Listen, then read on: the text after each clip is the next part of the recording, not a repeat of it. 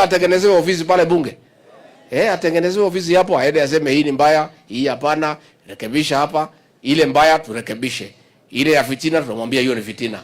Ile tulikataa ni hii ya kwenda maandamano na kuharibu mali ya watu. Hiyo tulisema hapana. Lakini ofisi tumemtengenezea, wakikubali apate ofisi aendelee. Sisi hatuna maneno na mtu yeyote. Mambo ya damu ya Kamomu na Dhoshi na hiyo ingine iko kwa mpangilio. Mambo ya zile barabara ambaye silisimama, ambaye mumesema pia siko kwa mpangilio. Rais hapo mwezi mmoja umepita ametembea Uchina, ametembea wapi kupanga maneno, na si mbaya.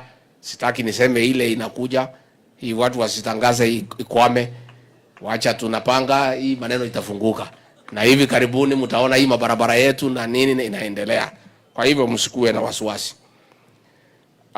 Tumekuja hapa mambo ya kanisa, na mimi nakubaliana na nyinyi, ni mzuri mpate shamba lenu mujenge prayer center. Na rais amenituma nisaidie nyinyi, na amenipatia mchango, na mimi pia nimekuja na mchango. Sasa ile tutasaidia nyinyi mtafute shamba. Ikiwa tayari mtuite tukuje tuchange pesa ya kujenga. Mtatuita? Tutachanga pamoja na nyinyi. Ni mwogo tuita? Niguo mwothi tugeria kina tukugania mugure muguda. Niguo? Mushore kinyumba kiega kinene ya Kristo na muthondeke handu ha kurugarugagera na kuhura ndarama. Haha ni twaina wega muno. Twaigua mwire wagira. Inyuĩ nĩ tũkũmũnyitirĩra mũrĩ andũ aitũ na tũtingĩmũrekereria. Hapana.